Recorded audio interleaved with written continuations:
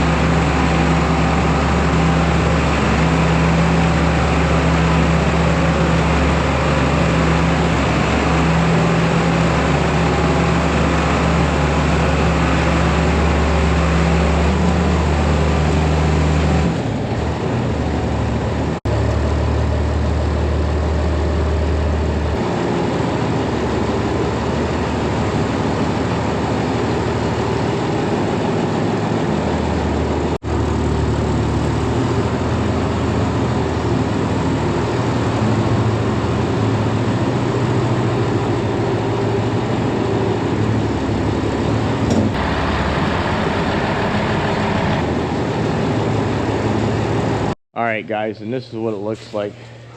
I come in here and I shovel most of these freestalls out when I'm locking them in, about 5:15 in the morning. And they're out eating. Sun's coming out. Fog will lift like it always does. It's gonna be a warm day, I can tell. This sweatshirt's gonna be coming off. Heifer hasn't calved yet. Heifer getting very close. But yeah, this is it. Everybody's relaxing today.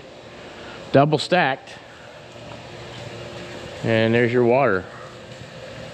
So all good. Want to give you a quick update on that. Okay, by these silos, let's go see what we got to work with. Yeah, the conveyor used to be here. You could never get in through here. I'd like to take this silo out here. Might not happen in the near future, but you know, then it would just give you an idea of what you could do next if you wanted to go that route. It's just in the way, but for the time being, this is what we're doing. I told you this is just, you know, for right now, but soon I'm going to be cementing this and putting blocks in. Let's head up and see what we're dealing with.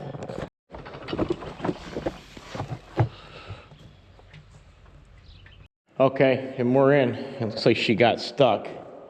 She's probably a little stiff. I might have to grease this, but looks like we're not quite halfway down, which is obviously a plus. I'm gonna have to put a couple doors in. But other than that, she's looking pretty good. First thing I do is unplug that cord, and then I've got it hung. This looks like it's put kind of in a funky spot there. You have to fish the cord through there, then through this hole to power it. Turning this bar around on the collector ring, I don't think I'm going to grease it.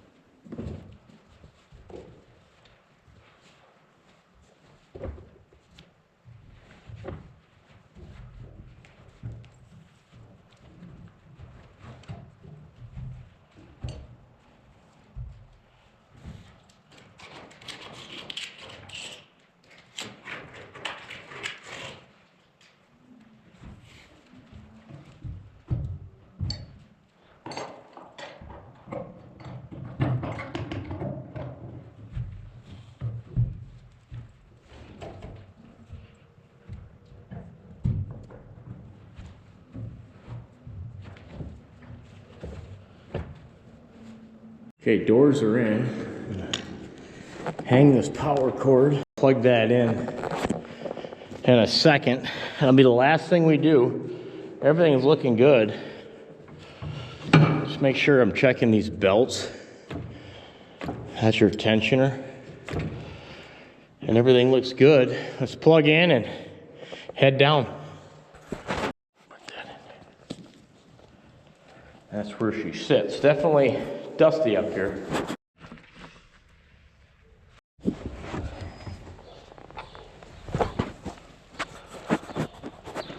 Okay, we're out. Nasty, dusty job. I don't know if I'm gonna put a roof over this area for when I feed. And the reason being is because I don't know if I'm gonna continue to use this like I'm doing. I mean, that's working for now. But for the future, probably get away from all these silos.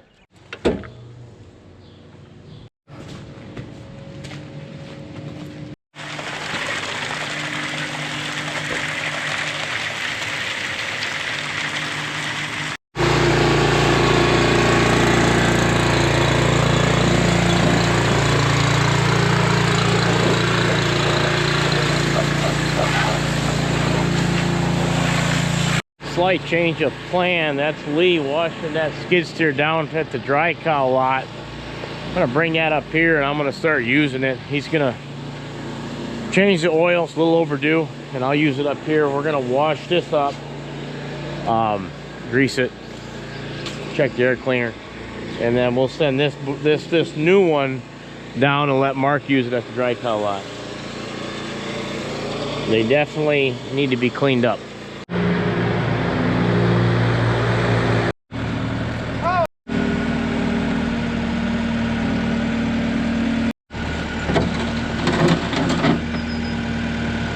All right, Lee's got that oil drained. Refilling it now. What is it on the stick? Oh yeah. I think you're good to go. New filter. Okay, made it into our freestall project. Last wall. We got to start here. Got 5 of them in. The clamps Lee's torching. Tried taking these out, but they're rusted and rounded. Plus, they welded the clamps directly to the neck rail. So we're gonna torch them and cut them. Got the newer, heavy-duty clamps to put on. So that's what's going on. Got a bunch to drill. We're gonna reuse these stalls. I was buying some that style, but these things were such good shape. I figured I'm just gonna use these end walls with just the standard loops. Won't hurt much.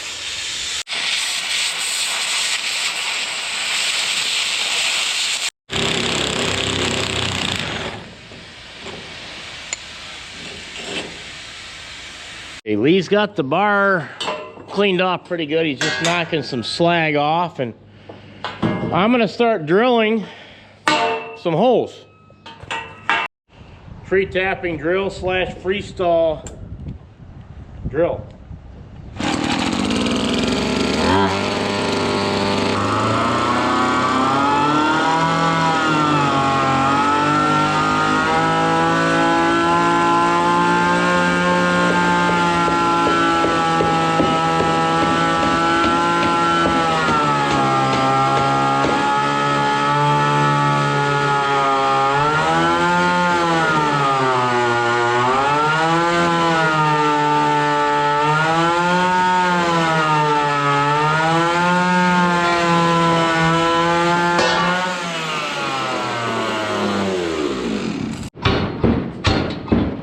In there. See that what they did was it rusted in there. They used carriage bolts. So if you ever put a carriage bolt into a non-carriage bolt hole, meaning it's not square, it won't hold. It may tighten. Working our way down. 7.5 inches up. Okay, good.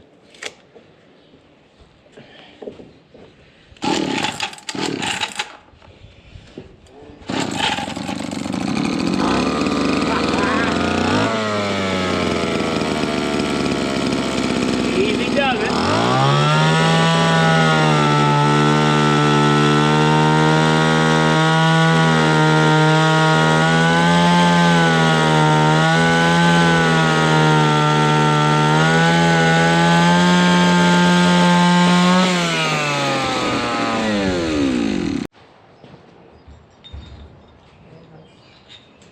Upside down.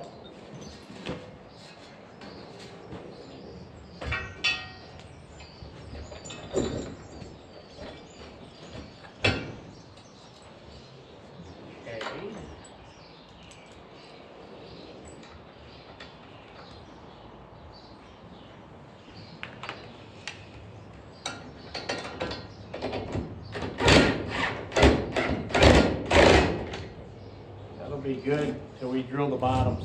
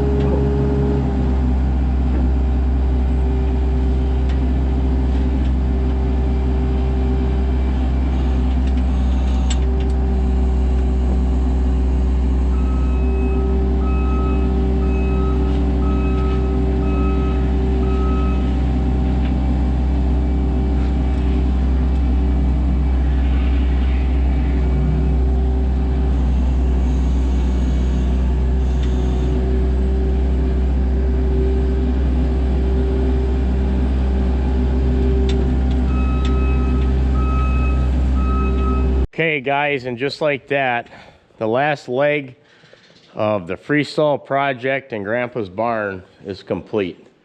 That gives me 12 more. I brought these up about 7.5 inches. That's all these needed, and I'm glad I didn't go any higher. I was going to, but all of them are a little bit different. You know, this west wall wasn't as bad. I put some fresh sand in because it was getting low. I keep a sand pile on hand. Get that from Elmont, Michigan, Measles Pit. That's some of the best mason sand around. It's not cheap, but I've learned you need these cows laying on very soft sand. Keep them happy. Just laid some more feed in there. Mixer pulled it right out. These cows you're seeing just got milked. Nice cool feed. Weather's turning quick. We're gonna be in the field shortly. I just wanted to show you the culmination of this barn, because this is the last I'm going to pretty much touch on it. Started all these stalls, 145, and that was the whole barn. Grandpa's original barn had 100 stalls, and they were all a little low. First started, they were cemented, some free stalls were cemented in this curb and on, and then they had moved to the posts, and they were too low, and then we raised them up. So 100 freestall barn stall Grandpa put in 1965.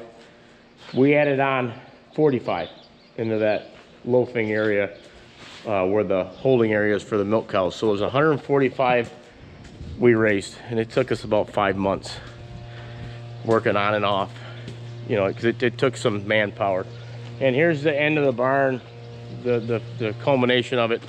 I don't know if I showed it to you, but more airflow, skylights, and you're seeing some happy cows.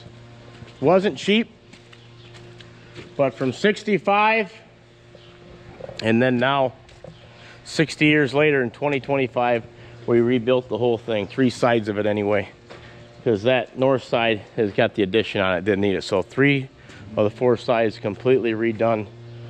And I know Grandpa's smiling down right now saying, man, they kept that barn going. She's doing well. And real quick while I'm over here, here's your holding area. A lot of airflow, I can feel it. You know, when we added this on, we made it really high. That way, the higher the barn, the more breeze, airflow. Wanted to touch on these. When we put this breezeway in here to come through with the manure spreader, we had a dead spot with the 2 poles. So we just poured a curb. These are a little bigger than we'd like, but a few days ago, Lee and I redid them. They were, look where the neck rail was. We got it here now. It was way down there. Well, there's your hole. These were like 10 inches. Had to drill through the block. Kind of a pain in the butt. Took some power, but now we've got these I mean, shoot, there's 2, 4, there's 5. They were kind of backing in them. So now we got these 5 correct. And don't look now, but we just had one of our nice old cows here have a baby. This is a very kind cow. This looks like a little heifer. She's trying to take her first steps. What do you got here? Yep, that's a heifer. A little heifer baby, small little head. That's what you want. A little bit, kind of a smaller calf. This is our oldest cow. This cow's now had 11 babies. It might be even 12. I might correct that in a future video when I check her data, but I do know she's extremely old.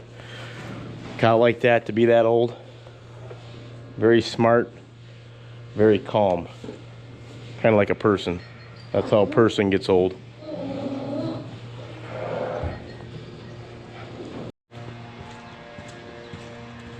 And that brings me back in this alleyway where we started. Sneak through here. Again, the daylight that this door created and the airflow, I knew that was going to happen. It wasn't one of the main reasons we did this. But man, what a nice byproduct of feeding this way, that this barn got opened up, and it's just better for everyone. Got the mixer pulled out and I shut it off. Like I said, that's when I scraped the other stalls. I'll refill this. But I wanted to show you our big tractor 9560R 4-wheel drive, hooked to the 48-foot cultivator and a 48-foot Brilliant cultipacker. Conditions are right. Next video you see, you're probably going to see this baby in action. We're going to be locked and loaded. It's been very windy, and going to be 80, I think, in a couple days. So there's your big girl. You'll be seeing that baby rumbling. And on that note, guys, hope you enjoyed the video. Freestall project finally came to an end. Those of you guys been with me, that was I knew it was a daunting task, but hey, I knew if I kept plugging along, you'd get done eventually. So we did, and it's time to start planting some fields. So on that note, see you in the next video. God bless.